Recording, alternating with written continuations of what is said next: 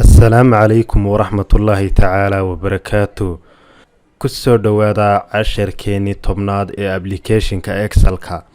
ساكا وحينو كبرن دونا ان شاء الله تعالى اكسل كا سقاب كاللو حسابيو جريد كا إمين كالكا وحينو كوهايسانا فوم كاسو مركزي كاكوبان أردي iyo imtixaanaadkoodii ardayga la yiraahdo Maxamed imtixaanaadkii xisaabtiintaasuu keenay tarbiyadiinta ingiliishtiinta carabidiinta totalkiisi waka percentagekiisina waynu haynaa fadxa gabadha la dhahaana waa la mid qof kasta waxa weeye imtixaankiisa waka ila gradekiisi waxaan la ila totalkiisi ila iyo percentagekiisi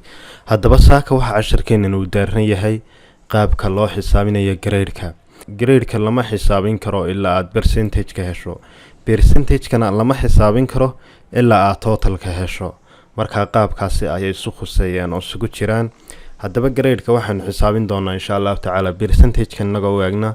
qofkani ma A buu ku baxay ma B buu ku baxay ma C buu ku baxay ma D ayuu ku baxaa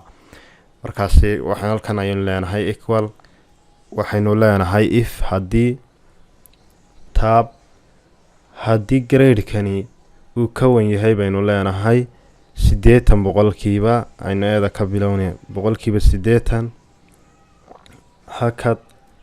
labada rotation ay isku qabanaysa oo aad shiftida interta u dhow yahay isku qabanaysid iyo waxa weeye iyo eeda labada dhibcood madaxa kule kadib waxaad leedahay inta badan way ku sawiran tahay labada calaamadood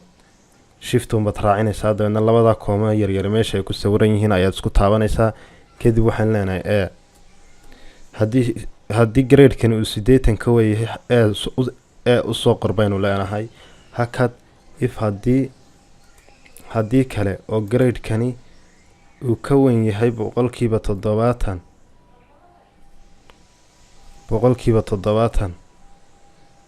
hakad yar kala dhexdhig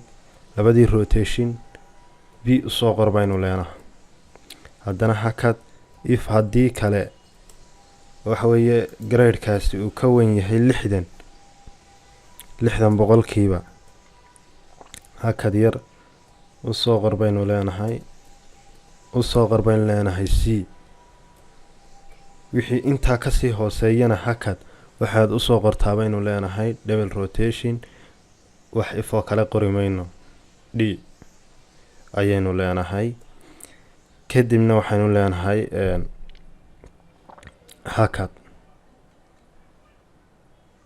hakad dambe malaha waxaanu soo xidhaynaa qowsaska haddaba furan imisa qows baa furan iftaa qows baa ka furan iftaa kalena qows baa ka furan iftaa kalena qows baa ka furan saddex qows ayaan soo xidhaynaa shift iyo waan isku qabanaynaa iyo 0 2 saddexdiiba waan soo xidhay kadibna inter ayaan leeyahay sideed u jeedo iminka ka waan qora anigoo qaacidada adeegsanaya waxaan idhi if haddii ay h2gana waa grade-kana uu ka wan yahay 80% ee u soo qorbaan iminka eeda sababta ugu soo qoray de 80 uu ka wan yahay 80 buu marayaa if haddii grade-kaasi marka labaad uu ka wan yahay 70% B u soo qor kuwan kale waynu hadhow B u soo qoraa if haddii oo grade-kaasi B mar hadday 70 tahay 80 uu 60 ka wan yahay baynu nidhi C u soo qor wixii 60 ka weyn wixii inta ka sii hooseeyana D u soo qor oo waxa weeye waa dhacay ardaygaas haddaba ka hore markaynu qaabka u xisaabino waynaynu markaynu jiidno ardaydoo dhan wada gaarsiino ay kala grade noqdaan oo u jeedaa iminka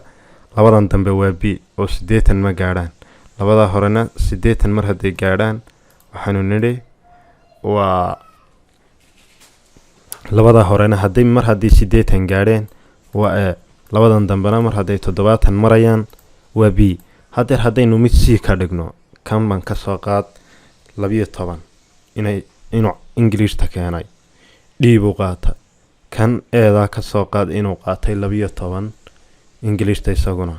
C buu isaguna qaatay markastoo aad bedesho totalkii waa isla bedelayaa percentage waa isla bedelayaa sidoo kalena gradeekii waa isla bedelayaa. sidaa awgeed waxaad ku ogaanaysaa inay saddexdaniba isku xidhan yihiin ayaad ku ogaanaysaa. waxa weeye markaan halkan idhaahdo maanta 70 ee buu qaadanayaa. halkan markaan idhaahdo kana 60 bal ka dhig c buu qaata. haddaan doonayo 90 ba halkaa uga dhig, b dii buu ku noqday, halkana 90 uga dhigba,